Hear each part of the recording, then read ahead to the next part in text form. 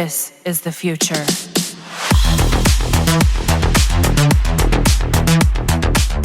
Hello everyone and welcome back to another Warframe video. Before we discuss the topic on this video, I would like to take this time to appreciate the new meta that only lasted for a couple of days before Digital Extremes brought the nerf hammer. I don't know if you got the chance to try this out, but Topaz Archon Shard during release was very interesting with its critical chance buff. The buff is flat additive, which means that a weapon without critical chance stats can do critical hits, given that you have the Topaz Archon Shard. The best part is that you can gain red crit with this, as the Archon Shard critical chance bonus does stack when you have multiple copies of it. In fact, I was able to get 149% flat critical chance bonus with 2 Tau Forge version of the Topaz Archon Shard. Just imagine what it does when you have 5 Topaz Archon Shard in your Warframe. That means that every pistol you wield, including Mesa and Titania's pistols, will do critical hits or even red crit numbers. While I understand that it's busted and unbalanced, I was hoping for a more reasonable nerf, as after Digital Extremes touched the arcane, the buff is now mediocre that the only reason you want it is to add more critical buff into your pistol. Aside from the Riven mod, critical mods, and arcanes that you have in your setup, it's now just used as a filler to achieve that red crit numbers that you want in your pistol. I just hope that the flat additive bonus stayed and Digital Extremes just lowered the critical chance buff, but instead they murdered the critical buff of the Topaz Archon Shard. I just don't like the fact that Archon Shard, especially the Tau Forge version, would take time to get, and you would need to combine 2 Tau Forge to form a new variant that you can't disassemble anymore. To be honest, it made Archon Shard system even more interesting, and as a longtime Warframe player, I have something to look forward in grinding every week, but after the nerf, it felt really weird and disappointing. Now, there's another buff that the Topaz Archon Shard has that could possibly be meta if Digital Extremes don't slam the nerf hammer again, and that is the buff wherein you regenerate shield every time you proc blast status on enemies. During release, this buff wasn't working as intended, and it would take about a week to finally get it working to its intended form. In my previous video, I showcased you a build which pairs Wisp Prime and Incarnon Prisma Angstrom to kill the Steel Path fragmented boss fast and farm arcane energize easily. The build abandons any form of survivability, and it just relies on health regeneration and Wisp ability to aggro control. Besides that, you would need to keep distance and evade dangerous attacks from the fragmented boss. Like I have said, it abandons any form of survivability setup, since I'm also relying on my teammates to just revive me when I get downed, as I can still shoot my Incarnon Prisma Angstrom while in down phase. But sometimes there are those players in public queues that don't give shit and left you in the down state. I experienced this a couple of times in public matches, so that is why I decided to try out the Topaz Archon Shard. At first, I just want to go with armor with the blue Archon Shard. However, damage reduction alone won't matter against the Steel Path version of the Effervo Assassination mission. Also, I would like to keep both Arcane Velocity and Arcane Avenger for maximum DPS for my setup. With the shield regeneration, I'm hoping that I can abuse the shield gating mechanic, and I only need to add the Combat Discipline, Aura mod, and my Wisp Prime to proc the Arcane Avenger critical chance buff. As you can see, my Wisp Prime build is not optimized yet, as I need 1 Umbra Forma to finally have Prime sure-footed in the Exilus mod slot. Until then, I will be relying on dodging knockdowns or with the Yoneru focus. So, the theory was with my Incarnon Prisma Angstrom, I can Frost Blast into multiple targets using the normal shot of the pistol. This will allow me to get the shield regeneration of my 2 Tau Forge Topaz Archon Shard. Trying it with 1 corrupted heavy gunner in the simulacrum did not regenerate my shield after all, which leads me to think that the shield regeneration is per enemy. Assuming that I have shield regeneration from 2 Tau Forge Topaz Archon Shard, then I proc the blast status to 20 enemies, I would have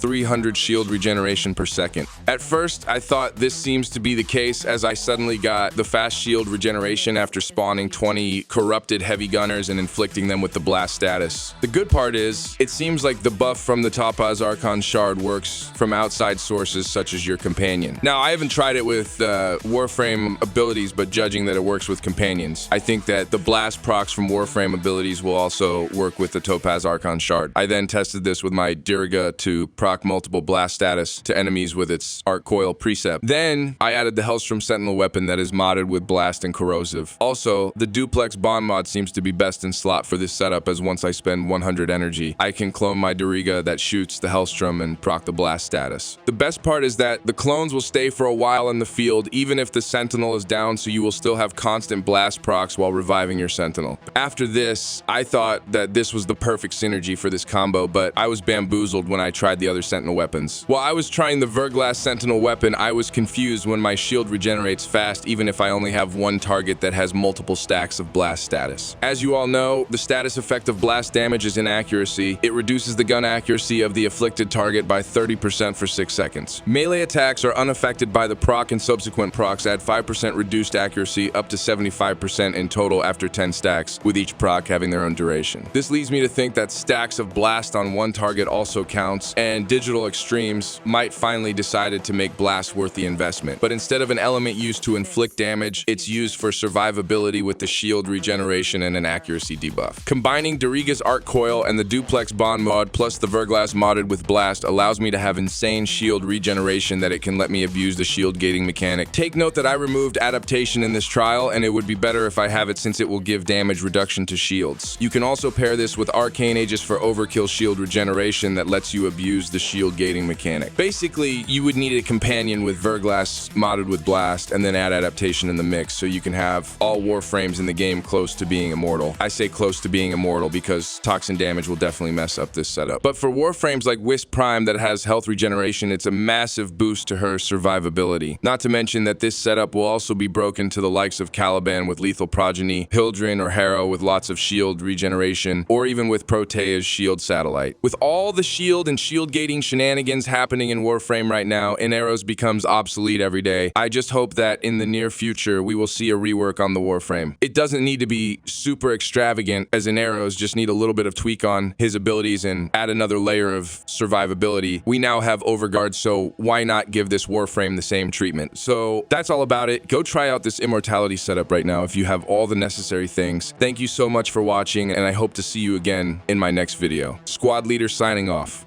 This is the future.